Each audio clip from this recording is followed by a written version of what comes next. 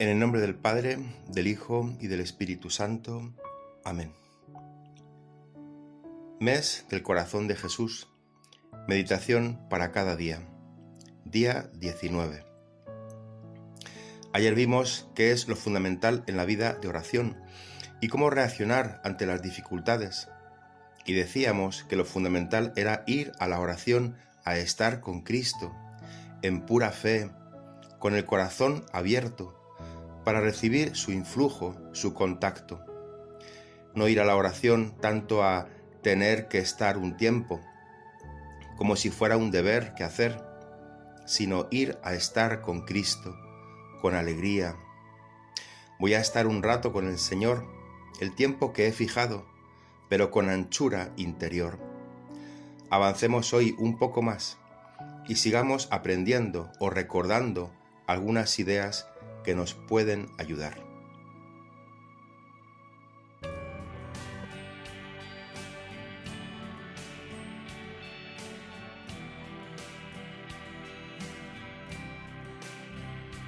Nada temo, porque sé que a mi lado siempre estás, porque sé que no dudaste en entregar tu vida en la cruz, amado Jesús, salvando mi alma.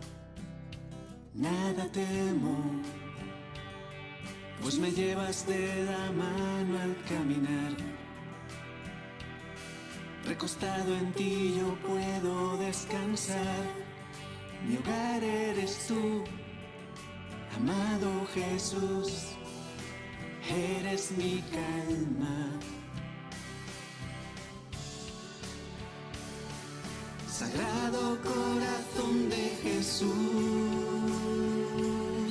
en ti confío, en ti confío. Sagrado corazón de Jesús,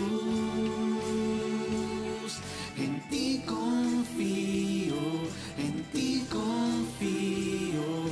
Sagrado corazón de Jesús.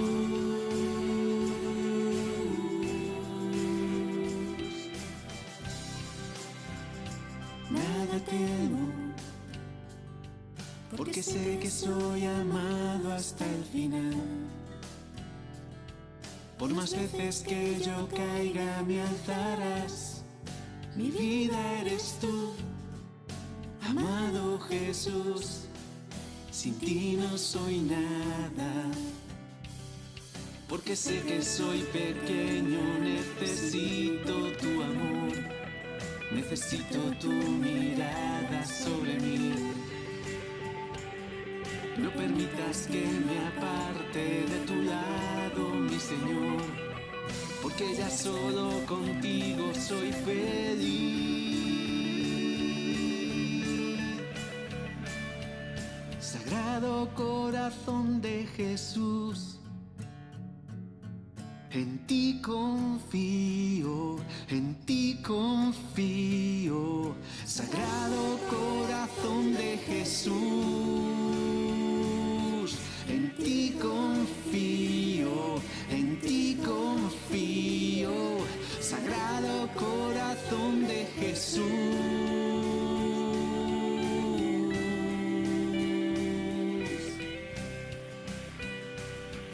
Sagrado corazón de Jesús,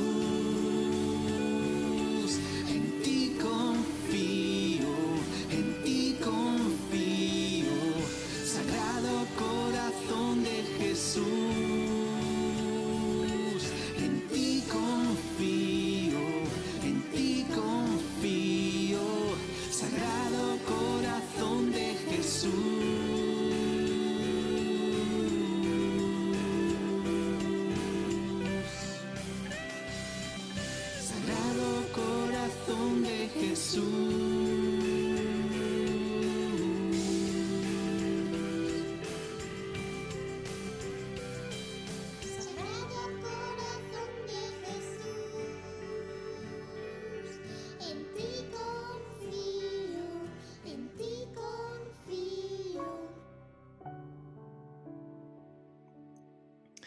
Día 19. Modos de orar. Oración continua. Sucede muchas veces en las almas que quienes no encuentran a Dios en la hora de oración, lo encuentran en un rato de paseo, en silencio, o lo encuentran en un rato de visita voluntaria por la tarde.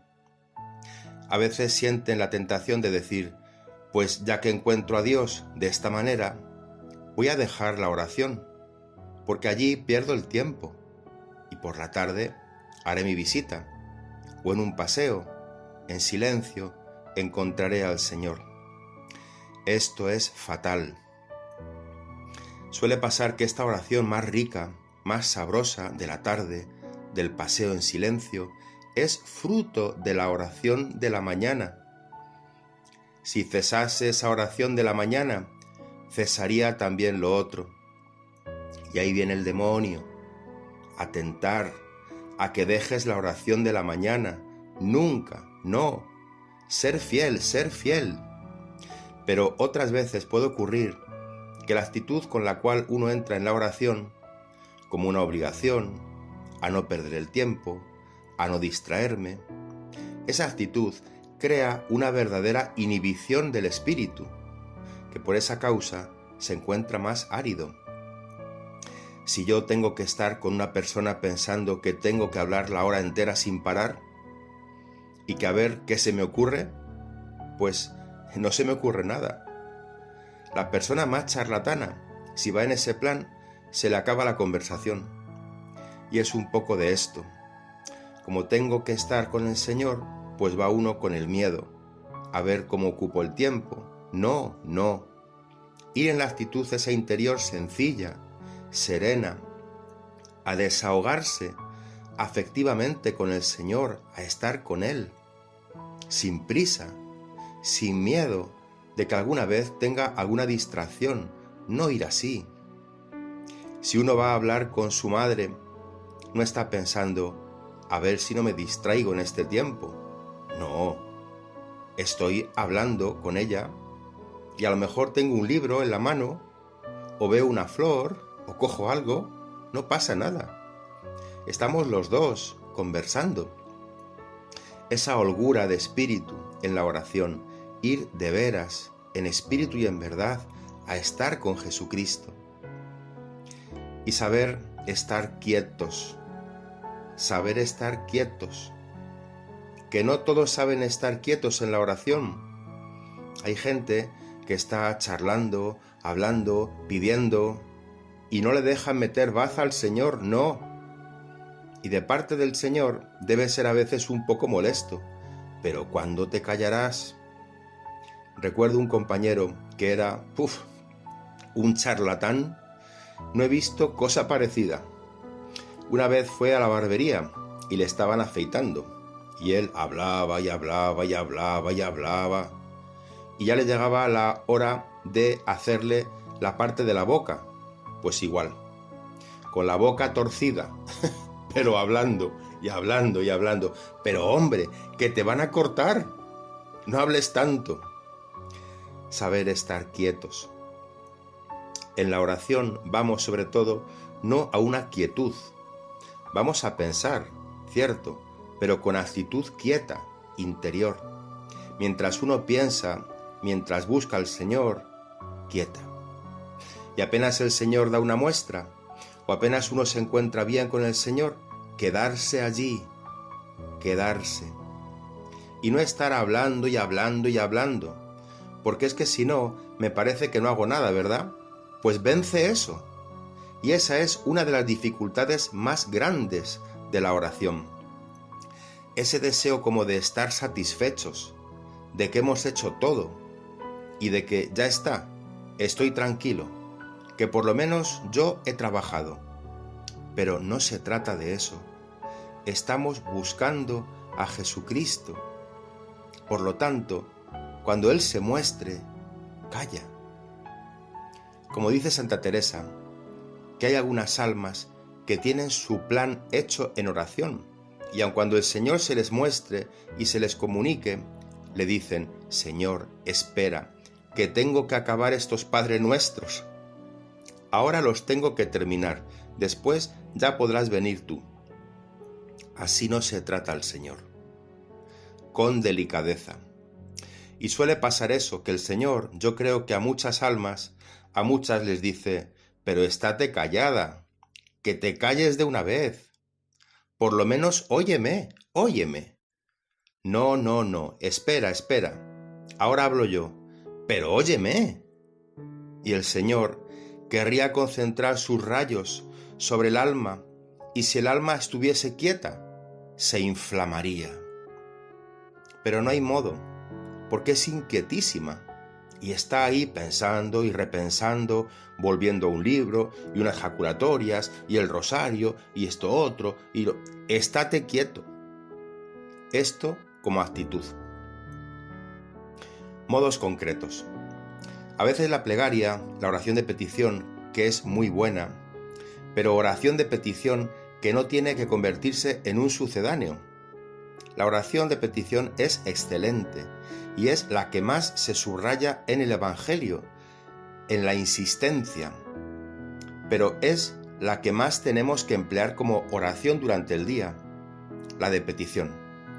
Según las cosas que vayamos necesitando o viendo por las almas, en lo que nosotros estamos trabajando, en nuestra propia santificación, en nuestras humillaciones, pedir siempre, siempre, siempre.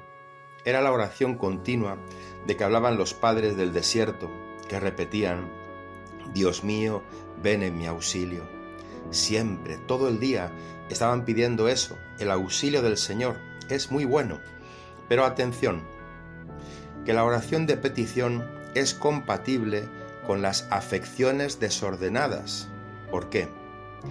Uno no limpia su corazón y en cambio llega a la oración y pide al Señor, y pide, y pide, y pide. Por eso hay muchas almas que piden mucho, mucho, y después siguen sus gustos.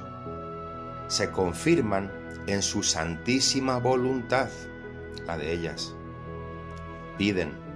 Parece que están pidiendo todos los días, hágase mi voluntad, así en el cielo como en la tierra. Y cuidado cuando se suele insistir mucho en algo.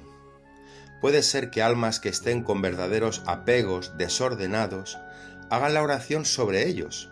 Por ejemplo, uno que va a examinarse y está medio loco con los exámenes. Y no agrada mucho al Señor eso. Debería tener un poco más de dominio. Y sin embargo, va a la oración y vuelta a los exámenes. Y vuelta con los exámenes. Señor, dame la gracia para esto, para que los lleve bien, para que sepa examinarme, para que no se me olvide, y venga, y venga. E incluso puedes llegar a dialogar con el Señor sobre la materia del examen. ¿Cómo es aquella lección que no me acuerdo, Señor? Ayúdame. Y se pasa la hora repasando la lección del examen. ¿Veis? Esos pueden ser sucedáneos de la oración, pero no verdadera oración. Y lo mismo en las necesidades del ministerio sacerdotal, o del apostolado, o de la familia. Está uno preocupado con el caso de una persona y llega a la oración y hago de la preocupación oración. Y allí estoy a repetir y a repetir. Pero si estás apegado a ese problema y a esa persona, y también en la oración quieres estar pensando en eso, piensa en el Señor, piensa en Jesucristo. Si Dios te quiere en silencio, estate en silencio y confíaselo todo a Él.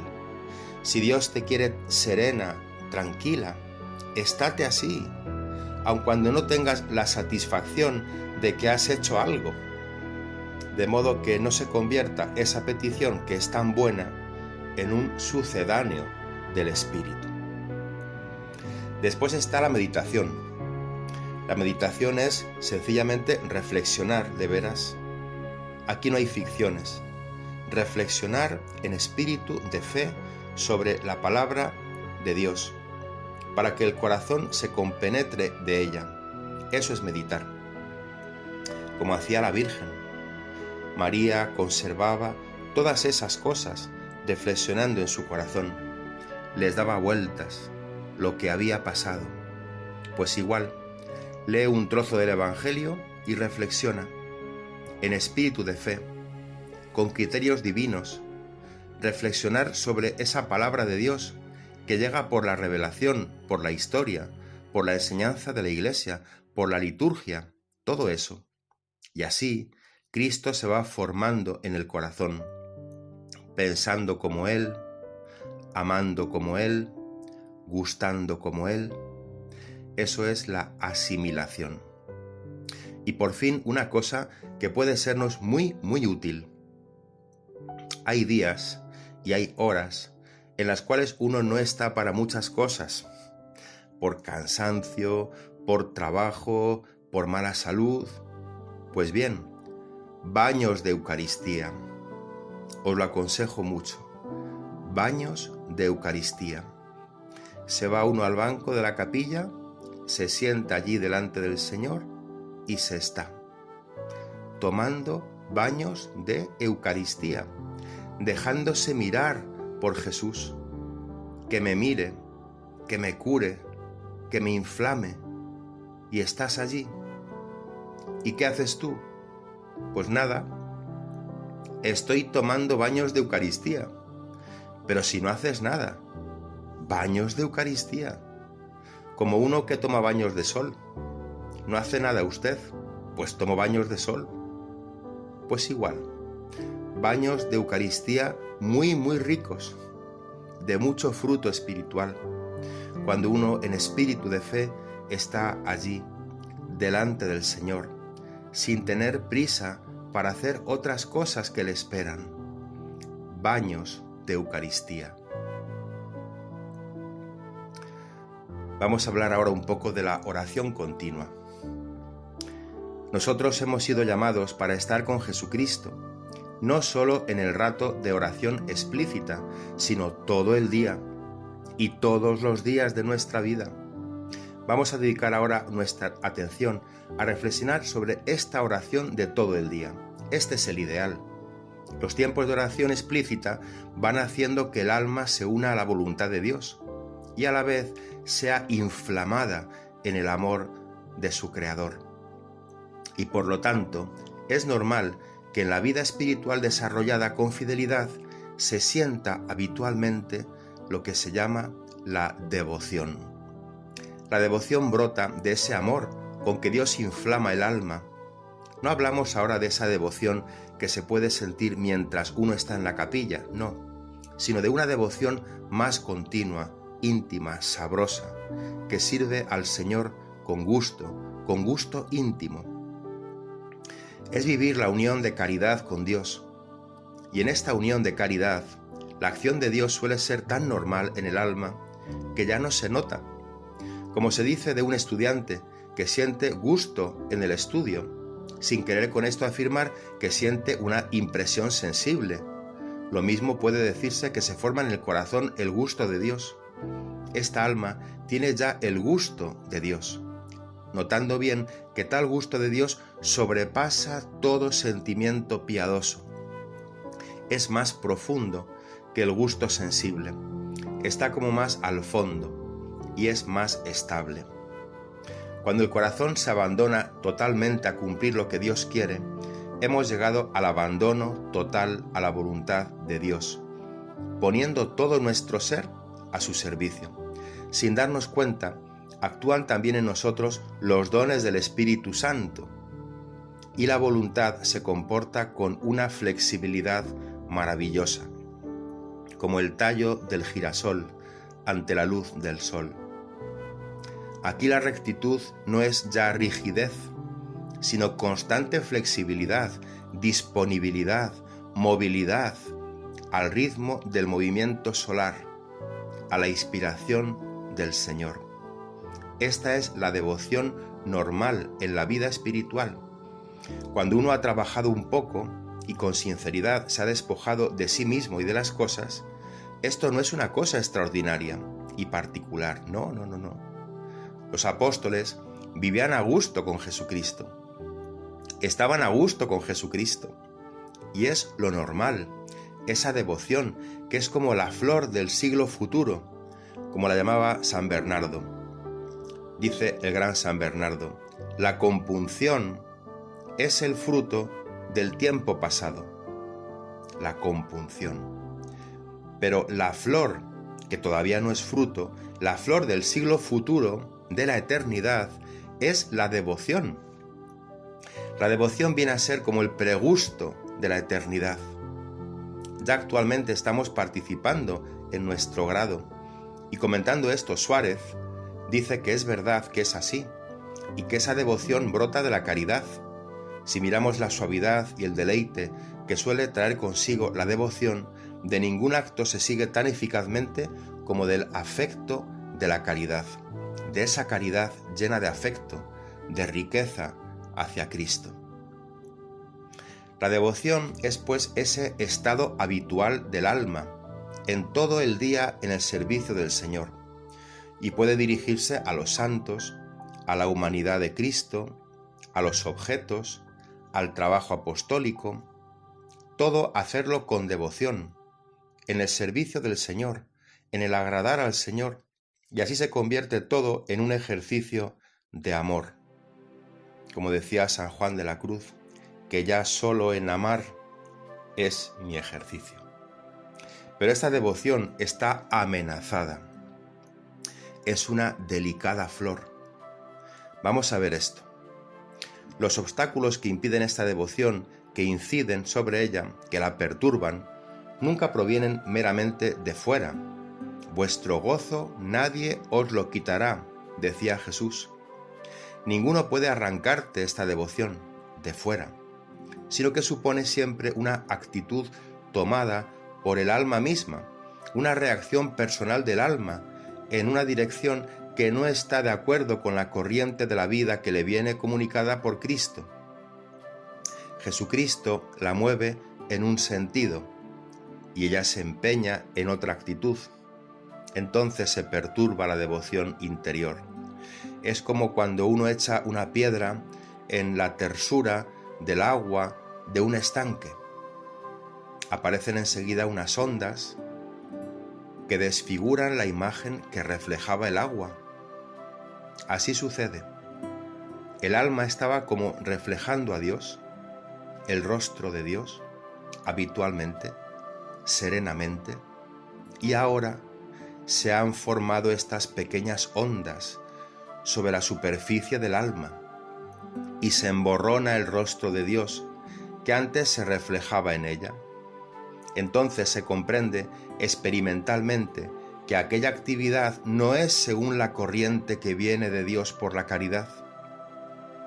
¿He perdido la devoción? He metido algo que no era propiamente lo que Dios quería, y esta atención interior es la que hace al alma espiritual. Esta constante atención a Dios. Cuando yo era joven, me preguntaba muchas veces esto: ¿por qué los que no creen en Dios viven aparentemente más descuidados, sin estar pendientes de estas cosas? Pero razonando, caía en la cuenta de que carecen de esta vida dentro. Una mujer embarazada debe cuidar con esmero la vida que lleva dentro, y en cambio, quien no tiene esa vida dentro vive descuidado. Y nosotros llevamos un tesoro en vasijas de barro, como dice San Pablo, y es justo que lo cuidemos con primor.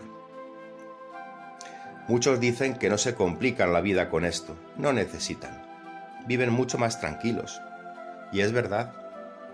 El tener este dulce huésped del alma supone una dedicación total a su cuidado, y cuando se suspende esa devoción, esa especie de reflejo del rostro de Dios sobre el alma sabe decir: aquí he metido algo que no era lo que Dios quería.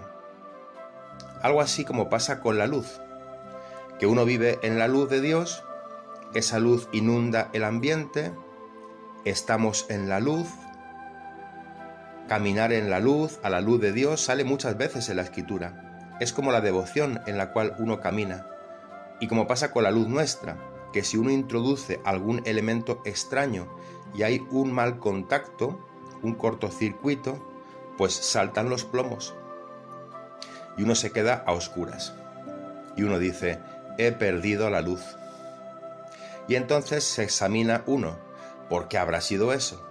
Y va allí a ver, a buscar el defecto, a eliminar aquel aparato, aquella máquina, aquella mala conexión, y entonces vuelve a ponerse la luz de nuevo y a caminar en la luz.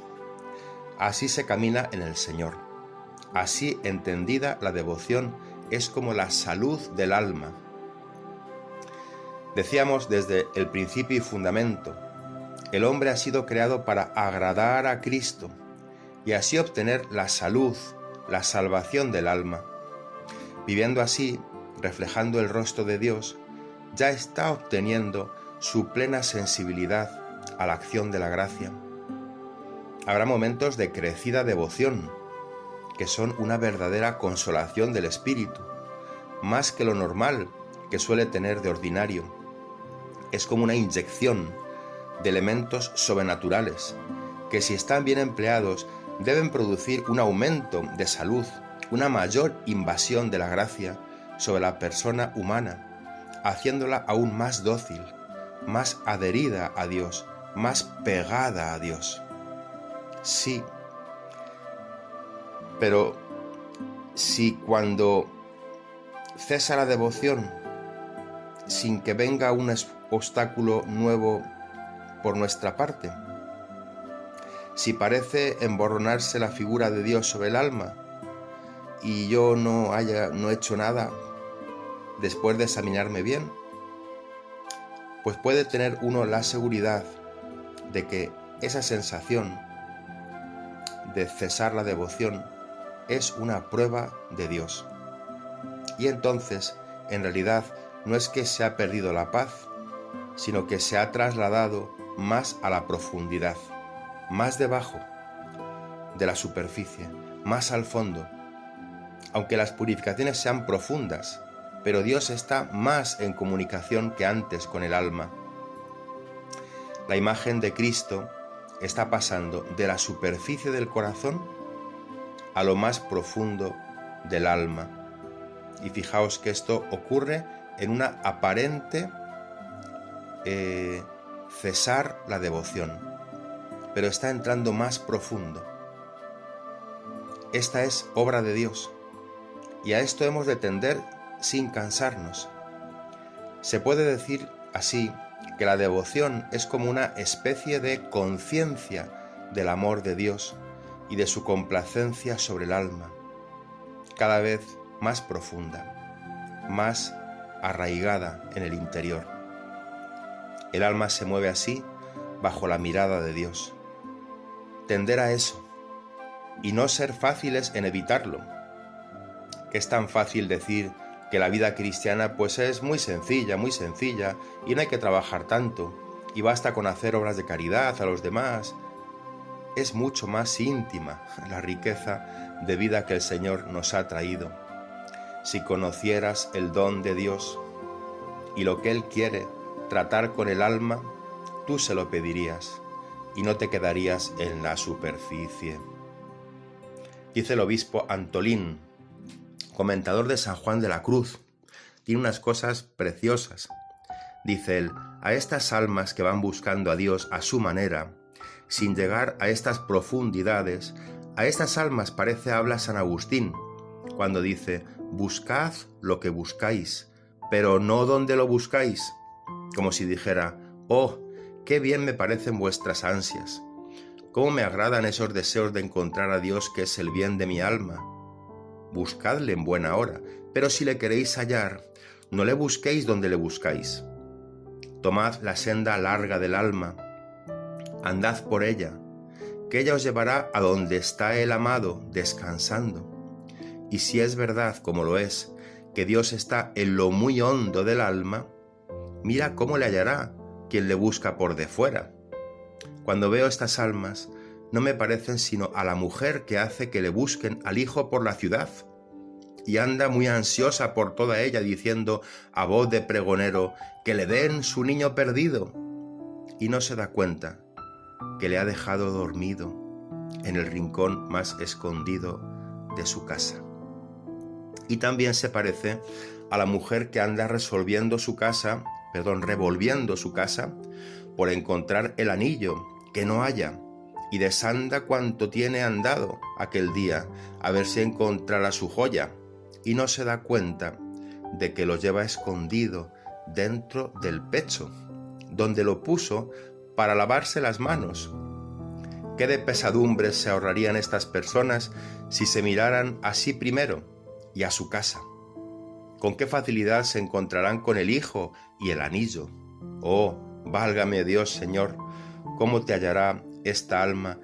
¿Cómo te hallara esta alma y hubiera gozado de tus brazos si te buscara dentro de sí y no fuera de casa? Es eso, buscarlo dentro de nosotros, en nuestra vida interior. Para poder vivir así hace falta esa pureza, esa devoción constante, ese reflejar en nosotros el rostro de Dios supone un alma pura, y el presupuesto de esta presencia de Dios es una castidad angélica. Castidad angélica, que no significa que no hay inclinaciones o mociones, sino significa esa castidad positiva del corazón, esa búsqueda, que no va solo a evitar el pecado, sino que va a poner su corazón en solo Dios, y se desprende de todo lo que es carnal y sensual, sin poner su nido en ello, sino limpiamente. Si se desprende de las cosas, si huye de las ocasiones, no es por solo el temor del pecado, como diciendo, si no hubiera pecado, yo me quedaría aquí, sino es para adherirse a solo Dios, y renuncia a los gustos de las criaturas para ponerle en solo Dios. Este es el presupuesto.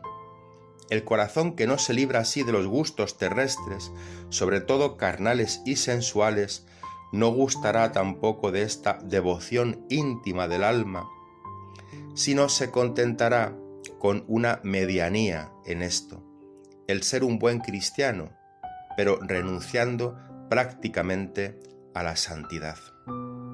Pues bien, no estemos siempre diciendo que lo importante es simplemente hacer lo que uno tiene que hacer. No, hay que llegar a esto, y más aún en la vida religiosa o sacerdotal. Los apóstoles vivían así con Cristo, con gusto, aun cuando estaban corriendo de una parte a otra de la Palestina, pero iban siempre con Jesús y tenían el gusto de estar con Jesús.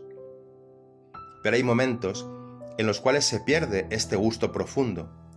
Son las llamadas por San Ignacio desolaciones, en que parece que el Señor esconde esa luz. Como indicábamos, a veces se pueden fundir los plomos. Se encuentra uno en la oscuridad. En nuestra vida normal hay día y noche, y en la vida espiritual también el Señor de vez en cuando se esconde. Se escondía a la Virgen cuando se quedó en el templo. Se esconde a los apóstoles otras veces. Se esconde a las almas. Es la desolación. Esta desolación puede ser una desolación sin culpa o con culpa. Sin culpa, porque el Señor en un determinado momento quiere retirarse para dejar el alma en prueba, para ver cómo camina. Es lo que decía San Agustín, que se quejaba a veces del Señor. Señor, decía, Señor, ¿cómo es que me tratáis así? Que os vayáis sin decirme, Agustín, me voy. Se queja de esto San Agustín, de que se vaya y de que no le diga, pues me marcho. Se marcha Jesús. Y así pasa también en el alma. A veces, pues que se marcha. ¿Qué se entiende por desolación? Por desolación se entiende oscuridad del alma. Si antes estaba en la luz, ahora está en tinieblas. Turbación en ella, moción a las cosas bajas y terrenas, a la sensualidad, a lo material, inquietud de varias agitaciones, tentaciones, moviendo a desconfianza, no puedo más. Sin esperanza, yo no salgo de esto, no tengo remedio. Sin amor, ya no me dice nada el amor. Hallándose toda perezosa, tibia, triste, y como separada, alejada de su Criador y Señor Jesucristo. Esto es la desolación. Momentos en que está uno así. Parece que todo se ha acabado. Y esto les pasa a todos, a todos. Todos pasamos por ahí. Y el padre Nadal, hablando una vez a los estudiantes de España de la oración y de las consolaciones y desolaciones, decía que el padre Ignacio, San Ignacio, también las pasaba. Y que le dijo a él en Roma que tenía algunas desolaciones que no se podía valer.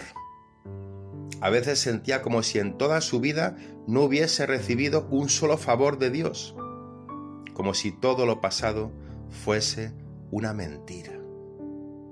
Eso es lo que se sentía en ese momento. Así lo sentía San Ignacio. Y él era fiel y pasaba adelante. Pero estas desolaciones es normal que vengan. Lo que no es normal es que habitualmente viva uno en sequedad, en aridez, y todo lo demás es normal. Eso no. Pero que vengan momentos de desolación, eso hay que cargarse con ello. Tienen que venir con causa o sin causa. El ejemplo de esto es la tempestad. Como decíamos que el agua del pozo de Jacob es símbolo del agua de la gracia, así la desolación es como una tempestad en el alma. En la tempestad se oscurece el cielo, los nubarrones se adensan, el agua del mar se agita, viene el temor de que se va a perecer, da la impresión de que de esa ya no se sale, de que las cosas se ponen cada vez más negras, se pierde la fe, la esperanza, se olvida todo el resto, ya no se ve más que la tempestad. Pues bien, las desolaciones pueden ser sin causa. Y el ejemplo de esta tempestad sin causa o de esta desolación sin causa nos la representa San Mateo en el capítulo 8. Entró pues en una barca acompañado de sus discípulos y he aquí que se levantó una tempestad tan recia en el mar que las ondas subían y cubrían la barca. Mas Jesús estaba durmiendo. ¿Veis? Estaba en la barca. ¿Tenían la culpa los apóstoles? Ninguna. Jesucristo había entrado en la barca, estaba allí, estaba descansando. No tienen culpa. Pero la tempestad es recia, y acercándose a él sus discípulos, que trabajaban y luchaban con la tempestad, ya creyeron que estaba todo perdido.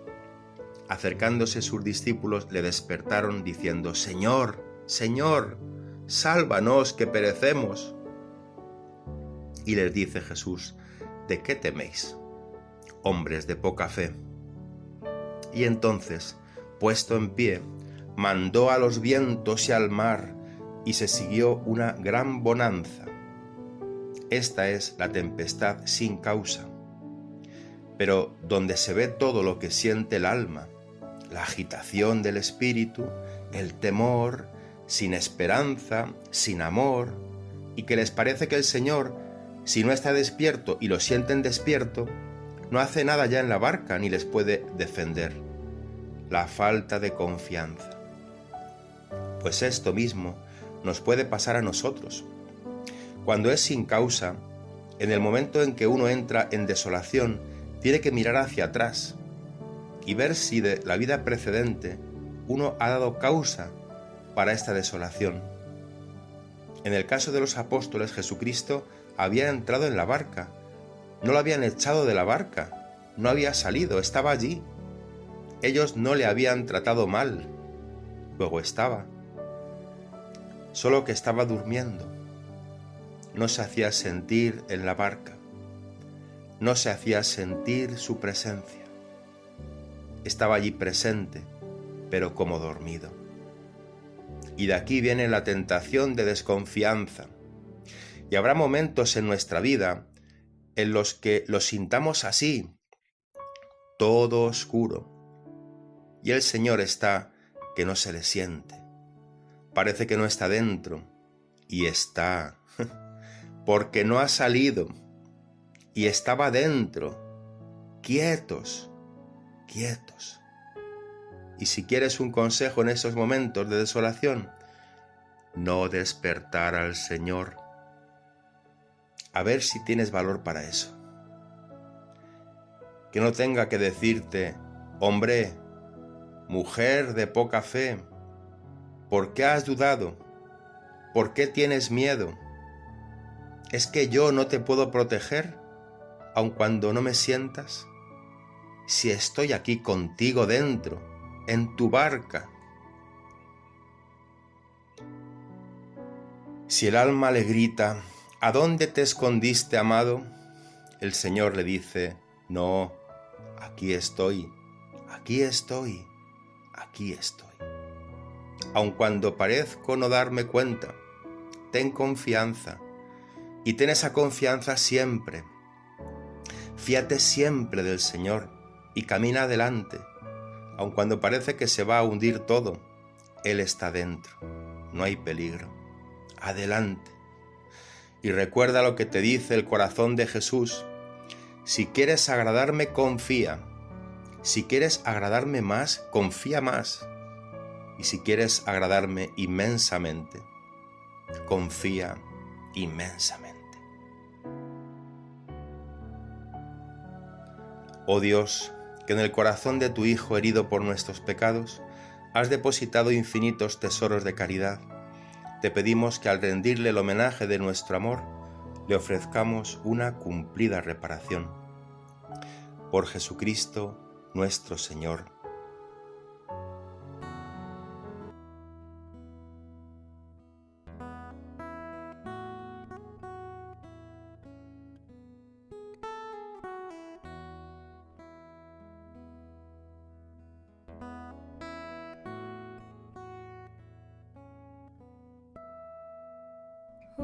Jesús, a tu corazón confío mi necesidad. Mírala y después deja tu corazón actuar. Oh Jesús, yo cuento contigo, yo confío en ti.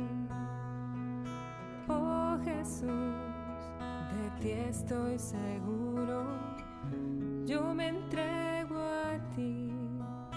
Tú que has dicho, si quieres agradarme, confía en mí. Si quieres agradarme más, confía más, inmensamente más. Confía más, inmensamente más. Confía. Las almas que confían en ti serán recompensadas por ti. Sagrado corazón de Jesús, yo confío en ti. Las almas que confían en ti serán recompensadas por ti. Sagrado corazón de Jesús, yo confío en ti. No habrá confusión que dure por siempre. Yo sé en quién he creído y mi esperanza no será defraudada, pues tú has dicho, si quieres agradarme, confía en mí. Si quieres agradarme más, confía más, inmensamente más. Confía más, inmensamente más. Confía. Las almas que confían recompensar.